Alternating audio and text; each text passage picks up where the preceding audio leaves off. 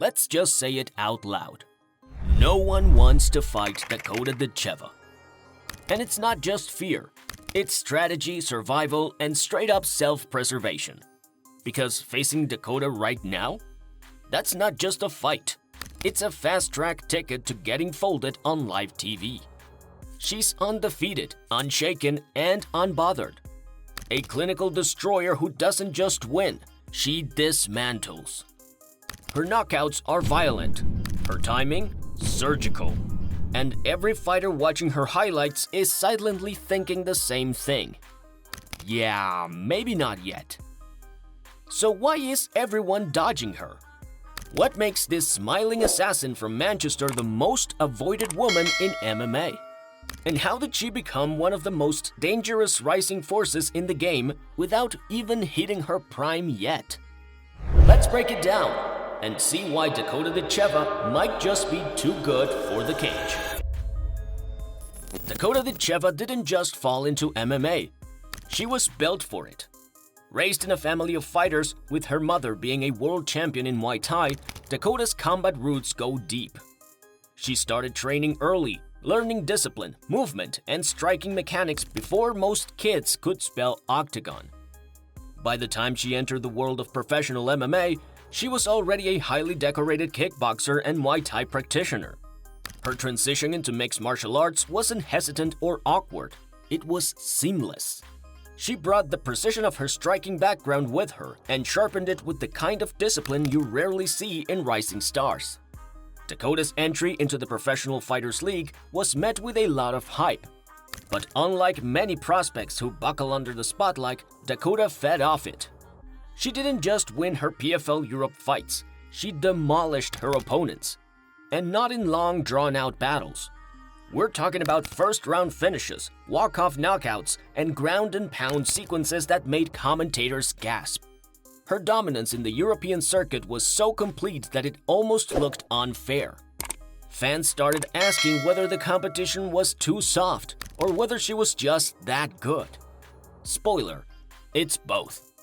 What makes Dakota's style so dangerous is how fast she downloads her opponent's strategy. She's calm, quiet, and composed in the cage. There's no panic, no wasted movement. She feints, she pressures, and when the opening comes, she strikes with sniper-level accuracy. Here's the thing, when a fighter is this clean and efficient, opponents notice. Fighters and their teams watch the footage. They don't just look at the highlight knockouts. They study the patterns, the setups, the body language. And what they're seeing in Dakota's game is a puzzle with no obvious solution. Strikers can't beat her at range. She's faster, more accurate, and controls distance beautifully. Grapplers haven't had success either. Her takedown defense is sharp, and even when she's on the ground, she stays calm and makes smart decisions. But perhaps the most intimidating aspect of her style is her mentality. Dakota fights like she's done this 100 times before. There's no urgency, no sloppiness, just cold calculation.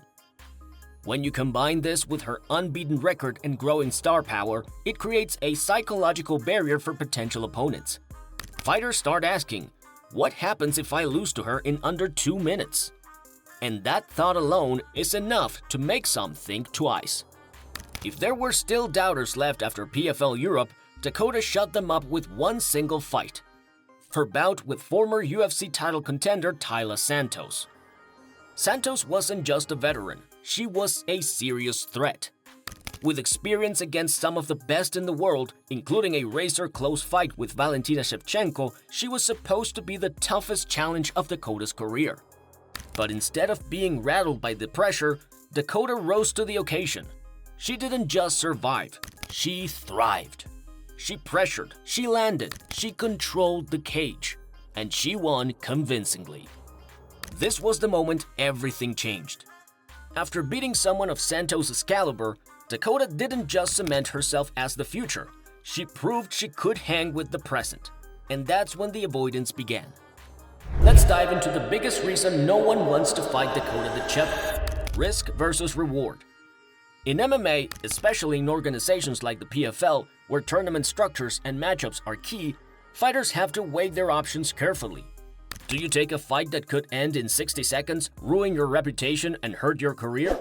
Or do you bide your time, waiting for a better matchup where the odds are more in your favor? With Dakota, the risk is clear. If you step into the cage with her, there's a real chance you'll get finished quickly. A fast knockout or submission could leave you bruised, battered, and with nothing to show for it except a lost fight. But that's not the worst part. The worst part is the mental toll it takes. The possibility of having your confidence shatter in front of a global audience, knowing you went up against someone with a track record that suggests you never stood a chance. What's the reward? A little attention, if you're lucky. Unless you pull off the impossible, beat Dakota, there's really no major upside.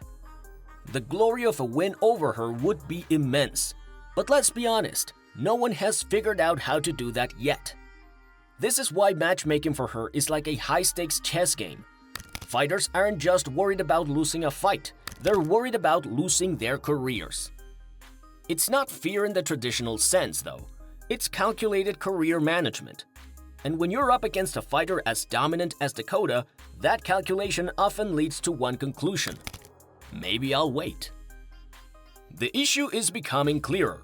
Dakota is outgrowing the talent pool. She's already cleaned out most of her weight class in PFL Europe, and now on the US side, the fighters offered to her either aren't ready or just don't want to risk it.